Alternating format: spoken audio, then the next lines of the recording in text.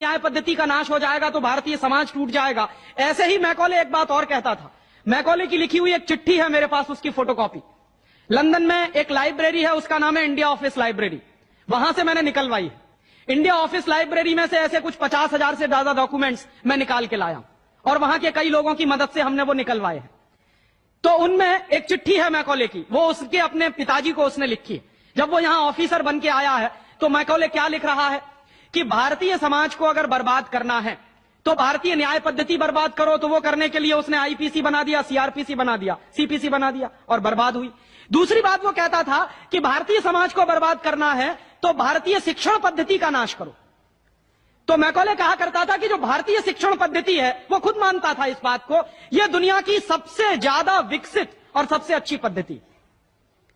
क्या होता था, यहां गुरुकुल चलते थे, गुरुकुलों में विद्यार्थी पढ़ते थे और विद्यार्थी 20 साल तक, 25 साल तक ब्रह्मचर्य का पालन करते हुए शिक्षा ग्रहण करते थे, संस्कार मिलते थे और वो संस्कार लेकर समाज में जाते थे। उन्हीं संस्कारों से संस्कृति बनती थी और वही संस्कृति भारतीय संस्कृति कहलाती थी। ऋषि थे, मुनि थे, बड़े बड़े ज्ञानी थे, महात्मा थे, वो गुरुकुलों को चलाया करते थे और सारे के सारे गुरुकुल जो चला करते थे उनमें वेदों का अध्ययन, पुराणों का अध्ययन, उपनिषदों का अध्ययन, जो भारतीय ज्ञान है, जो भारतीय मनीषा है, उन्हीं सबका अध्ययन संस्कृत के माध्यम से कराया जाता था। मैकॉले ने क्या किया कि गुरुकुलों का नाश अगर करना है तो उसने एक कानून बनाया। क्या कानून बनाया?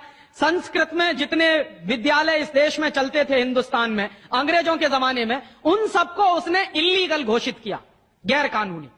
और उसने प्रतिबंध लगा दिया कि संस्कृत भाषा के माध्यम से कोई भी गुरुकुल चलेगा उसको अंग्रेजी सरकार मान्यता नहीं देगी। तो मान्यता किसको देगी? अंग्रेजी के माध्यम से जो कॉन्वेंट स्कूल चलेंगे उनको अंग्रेजी सरकार मान्यता देगी।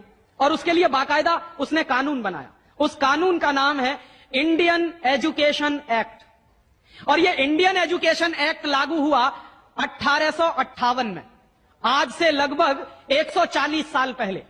तो 140 साल पहले जो कानून लागू हुआ था अंग्रेजों के जमाने में, वही कानून आज भी चल रहा है।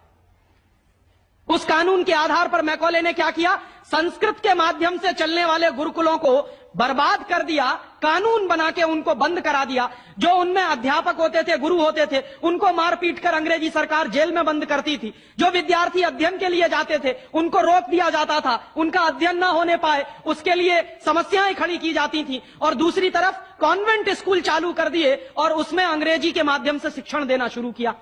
एक दिन उसने अपने बाप को चिट्ठी लिखी और इस चिट्ठी में उसने ये लिखा कि मैंने हिंदुस्तान में एक ऐसी शिक्षण पद्धति पैदा कर दी है जिसमें अगर हिंदुस्तानी विद्यार्थी पढ़ेंगे तो पढ़कर निकलने के बाद वो शरीर से हिंदुस्तानी होंगे, दिमाग से सब अंग्रेज हो जाएंगे। वो देख रहे हैं, अभी देख रहे हैं। तो शरीर से हिंदुस्तानी और दिमाग से अंग्रेज। तो मैकॉले दूसरी बात लिख रहा है उस चिट्ठी में कि जब वो शरीर से हिंदुस्तानी और दिमाग से अंग्रेज हो जाएंगे तो अंग्रेजों के हिसाब से सारे काम करेंगे। और वो विद्यार्थी जब कॉन्वेंट स्कूल में से निकलेंगे तो सबसे ज्यादा गालियां भारतीय संस्कृति को देंगे, सबसे ज्यादा गालियां अपने मां बाप को देंगे। कैसे? मॉम और डैड कह के। डैड माने होता है मरा हुआ और मम्मी माने होता है शव। इजिप्ट में आप जाइए, मिस्र एक देश है, वहां पे ममीज कहा जाता है किसको? मरे हुए आदमी के शव को। तो हमारी मां हो गई मम्मी और पिताजी हो गए डैड।